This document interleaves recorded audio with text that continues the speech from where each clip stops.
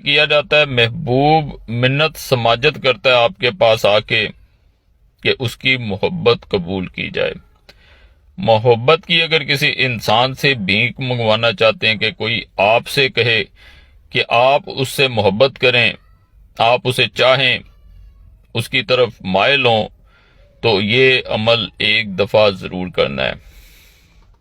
جو لوگ چاہتے ہیں کہ دوسرا انسان ان کے قدموں میں اپنا دل رکھ دے اور ان سے خود کہے کہ وہ ان سے محبت کا اقرار چاہتا ہے اور خود بھی یہ اقرار کرے کہ وہ ان کے علاوہ کسی اور کو نہیں چاہتا، تو ایک دفعہ یہ عمل ضرور آزمانا ہے۔ جس طریقے سے بتایا جائے اس طریقے سے انشاءاللہ کریں گے، فائدہ ہی فائدہ ہوگا۔ اور جو لوگ شادی کرنا چاہتے ہیں کسی خاص انسان سے، چاہتے ہیں کہ وہ نکاح کرے، ان کی طرف مائل ہو اور بے چین ہو کے خود رشتہ لے کے آئے، تو وہ لوگ بھی یہ عمل کر سکتے ہیں۔ جن لوگوں کے رشتوں میں رکاوٹیں ہوتی ہیں، کوئی بات بن نہیں پا رہی ہوتی، ان کے لیے یہ بہت خاص وظیفہ ہے، بہت مجرب وظیفہ ہے۔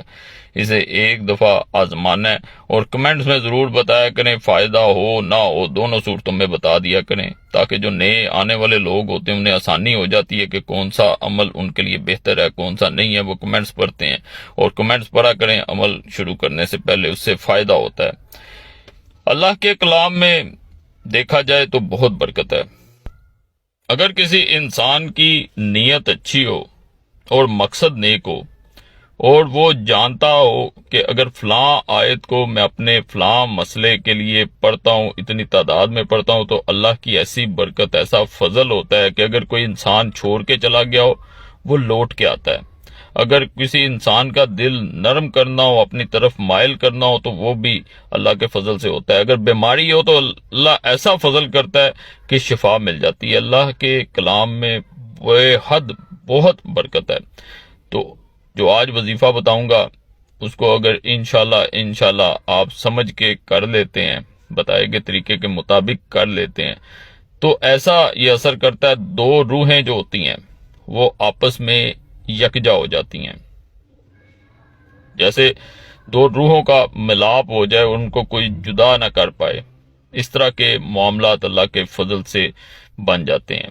مایوسی میں کوئی عمل نہ کیا کریں۔ یہاں یہ بات بھی میں بڑی واضح کر دوں، بعض لوگ عملیات مایوسی میں کرتے ہیں۔ مایوس ہونا گناہ ہے، مایوسی گناہ جب کہہ دیا گیا ہے، پھر یہ کام نہ کیا کریں۔ اللہ پہ یقین رکھ کے توکل رکھ کے کریں گے، اللہ کی ذات فضل کرتی ہے۔ مایوس انسان ہو جائے پھر کچھ بھی اثر نہیں کرتا۔ جیسے ہی آپ یقین کے ساتھ عمل کریں گے اللہ کے فضل سے، آپ خود اس کا اثر اپنی آنکھوں سے دیکھیں گے۔ آپ کو خود نظر آئے گا کہ دوسرا انسان کس طرح تبدیل ہوتا ہے، کس طرح آپ کی طرف مائل ہوتا ہے، کس طرح آپ کے قدموں میں اپنا دل رکھتا ہے اور آپ سے خود اقرار کرتا ہے کہ وہ آپ سے محبت کرتا ہے۔ اب عمل کس طرح کیا جائے؟ عمل کرنے کا خاص طریقہ ہے۔ عمل کرنے کا طریقہ یہی ہے کہ اس کو شروع میں سب سے پہلے درود پاک ضرور پڑھا کریں۔ عمل کے شروع میں درود پاک پڑھیں، چاہے ایک دفعہ کم از کم پڑھیں۔ اس کے بعد آپ نے الحمدللہ رب العالمین، اس طرح آپ نے صرف اور صرف 33 دفعہ پڑھنا ہے۔ 33 دفعہ پڑھنے کے بعد آپ نے اس انسان کا ہاتھ اٹھا کے جیسے دعا کی جاتی ہے، نام لینا اور دعا کرنی ہے کہ وہ آپ کی طرف مائل ہو، اس کے دل میں آپ کی محبت پیدا ہو اور وہ خود آ کے اقرار کرے۔